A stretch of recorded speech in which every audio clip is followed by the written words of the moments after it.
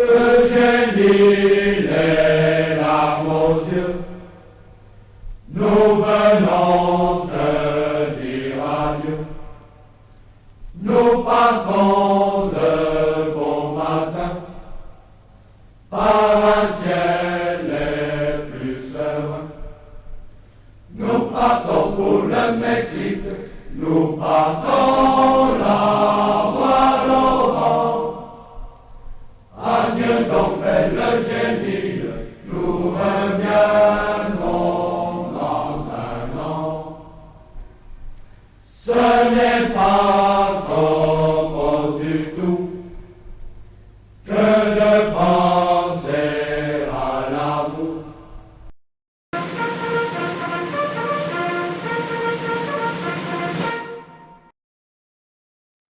Eugénie, les larmes aux yeux, nous venons te dire adieu.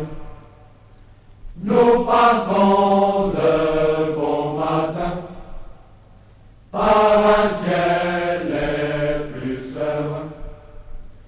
Nous partons pour le Mexique, nous partons la voie d'Orient. Adieu donc belle Eugénie, nous reviendrons dans un an. Ce n'est pas commode du tout que de penser à l'amour. Qu'un gros convoi emportant 3 millions en numéraire, du matériel de siège et des munitions était en route pour Puebla. Le capitaine d'Anjou, son adjudant-major, le décide à envoyer au devant du convoi une compagnie, la 3e compagnie du régiment étranger fut désignée, mais elle n'avait pas d'officier disponible.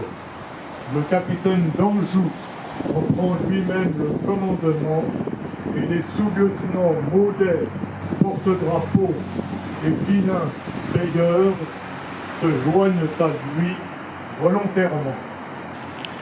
Le 30 avril, à 1h du matin, la 3e compagnie, forte de 3 officiers et 62 hommes, se met en route. Elle avait parcouru environ 20 km quand, à 7h du matin, elle s'arrêta à Palo Verde pour faire le café. À ce moment, l'ennemi se dévoile et le combat s'engage aussitôt. Le capitaine d'Anjou fait former le carré et tout en battant en retraite, repousse volontairement plusieurs charges de cavalerie en infligeant à l'ennemi ses premières pertes sévères. Arrivé à la hauteur de l'auberge de Cameron, vaste bâtisse emportant une cour entourée d'un mur de 3 mètres de haut, il décide de s'y retrancher pour fixer l'ennemi et retarder ainsi le plus possible le moment où celui-ci pourra attaquer le convoi.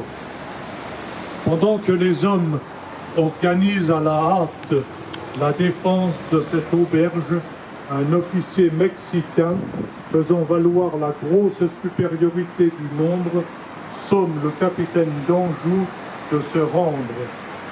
Celui-ci fait répondre « Nous avons des cartouches et ne nous rendrons pas ». Puis, levant la main, il jura de se défendre jusqu'à la mort et fit prêter à ses hommes le même serment. Il était 10 heures. Jusqu'à 6 heures du soir, ces 60 hommes qui n'avaient pas mangé ni bu depuis la veille, malgré l'extrême chaleur, la faim, la soif, résistent à 2000 Mexicains, 800 cavaliers, 1200 fantassins. À midi, le capitaine d'Anjou est tué d'une balle en pleine poitrine. À 2 heures, le sous-lieutenant Villain tombe frappé d'une balle au front. À ce moment, le colonel mexicain réussit à mettre le feu à l'auberge. Malgré la chaleur et la fumée qui viennent augmenter les souffrances des légionnaires, les légionnaires tiennent bon. Mais beaucoup d'entre eux sont frappés. À 5 heures, autour du sous-lieutenant Maudet, il ne reste que 12 hommes en état de combattre. À ce moment, le colonel mexicain rassemble ses hommes et leur dit de quelle honte ils vont se couvrir s'ils n'arrêtent pas cette poignée de braves. Un légionnaire qui comprend l'espagnol traduit au fur et à mesure ces paroles. Les Mexicains vont donner l'assaut général par les brèches qu'ils ont réussi à ouvrir. Mais auparavant, le colonel Milan adresse encore une sommation au sous-lieutenant Maudet. Celui-ci la repousse avec mépris. L'assaut final est donné. Bientôt, il ne reste autour de Maudet que 5 hommes.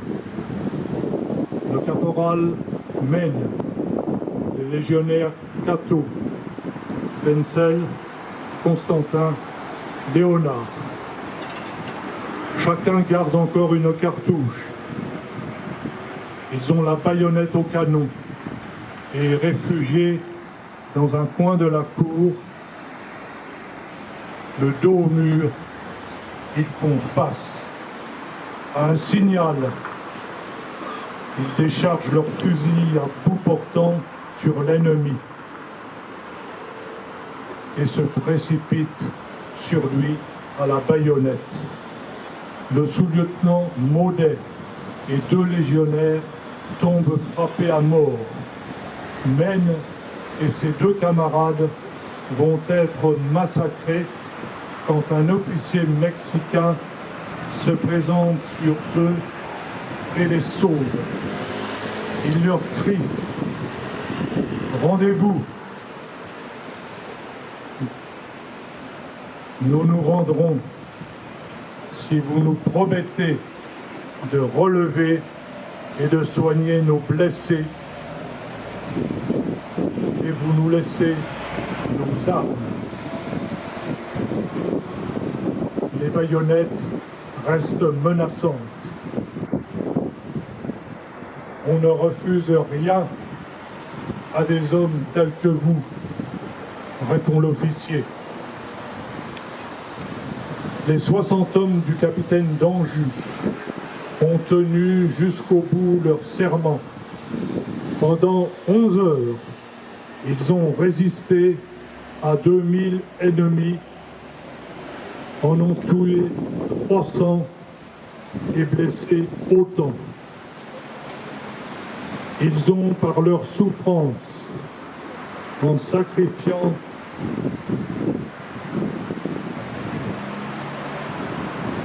ils ont réussi la mission qui leur avait été confiée. L'empereur Napoléon III décida que le nom de Cameron serait inscrit sur le drapeau du régiment étranger et que, de plus, les noms de d'Anjou, Villain et Maudet seraient gravés en lettres d'or sur les murs des Invalides à Paris. En outre, un monument fut élevé en 1892 sur l'emplacement du combat. Il porte l'inscription.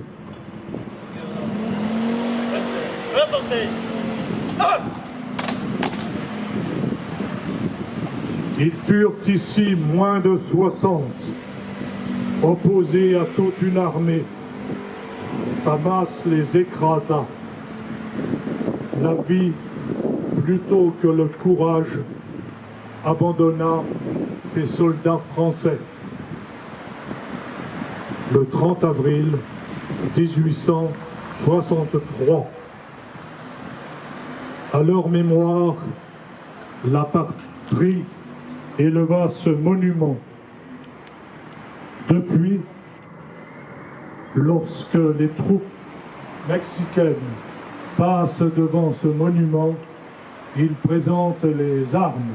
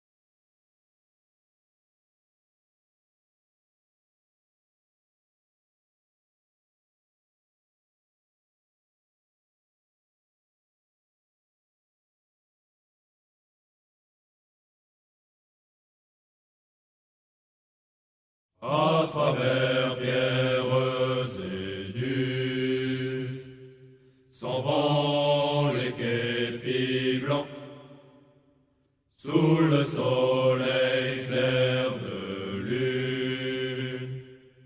Nous marchons en chantant, vers Béchar ou vers Casa, dans toutes les directions.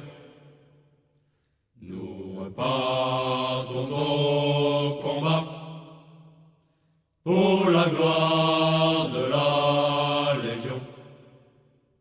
C'est le 4 en chantant qui s'avance, qui s'avance. Laissez-le passer.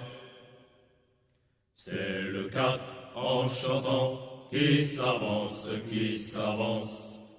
Laissez-le passer. Sur les pistes des Corbières, nous partons en mission. Une colonne de bérets verts s'en va à l'instruction vers la Jasse ou vers Bel-Air, dans toutes les directions. Devenir légionnaire, c'est notre seule ambition. C'est le 4 en chantant qui s'avance, qui s'avance. Laissez-le passer.